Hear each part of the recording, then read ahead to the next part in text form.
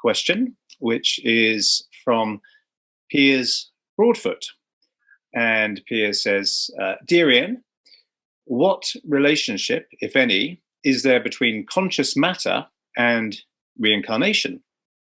Could Panpsychism help us contend with death?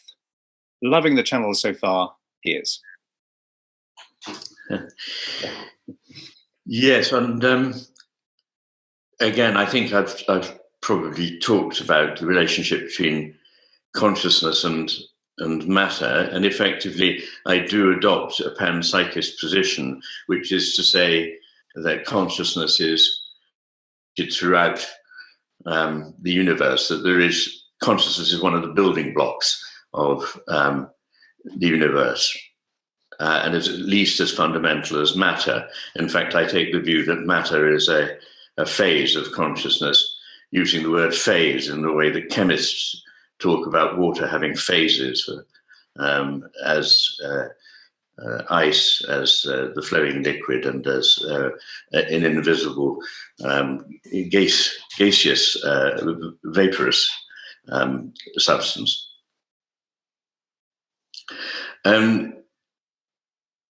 Whether that in reincarnation is an issue which, unsurprisingly, like everyone else, I'm not an expert. All I know about it is that those who have looked into it claim certainly to have heard stories from children that they remembered things from a previous life, and that these places and people that they remembered can in fact be traced and found to be accurate in some cases. Quite what that tells us, I really don't know. Of course, it may well be that reincarnation is a possibility. It seems to me, though, rather odd, because I think that in positing reincarnation, one is splitting asunder the embodiment of a being, an ensouled being that is an embodied being, as though the soul could be somehow extracted and put into another embodiment. Whereas it seems to me that the soul and the consciousness that would be that person is already embodied in the only individual way that it can be. And to take out an essence and put it into another person seems to me somewhat odd. And but I do think the idea that perhaps death is not the end of individual consciousness is a possible idea, because I think it relates to the notion not that one's individuality remains individual in exactly the same way that it is now and could get to be embodied in somebody else, but that it is one aspect of a seamless whole. So the relationship between my consciousness in this life and consciousness in general is a more narrow one than I imagine it would be after death. That whatever it is that is my consciousness is reabsorbed into a much greater field of consciousness without being completely lost. Now, how and what that means is a very difficult thing to say, but we are assured by people who appear to speak with authority on spiritual matters that there are a number of things that seem paradoxical, but that nonetheless could be the case. I mean, God is itself or himself a paradoxical entity. Anything that you say about God has to be hedged around with qualifications, because in God, whatever God may be, a thing and its opposite may be present at the same time, and maybe both of two opposites may be true.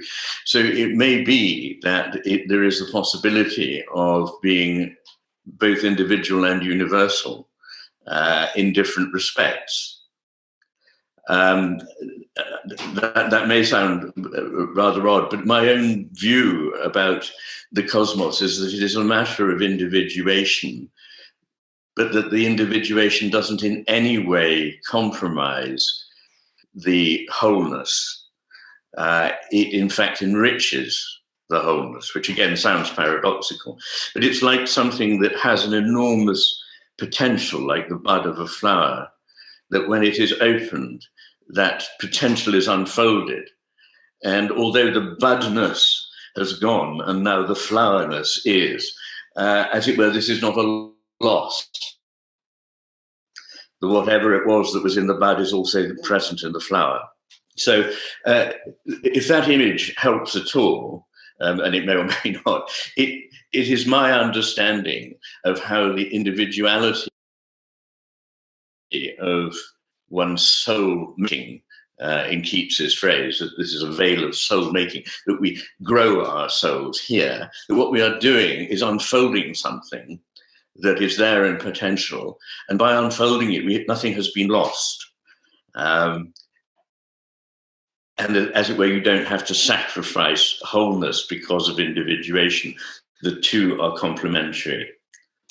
So I don't know if that answers Piers's question. I mean, about reincarnation, I'm a complete ignoramus, but I've just tried to explain my own idea about how consciousness after death may persist in something which is rather paradoxical. It still contains some of its uniqueness, its individuality, or perhaps all of its uniqueness and individuality, but it is taken up nonetheless into something bigger and greater.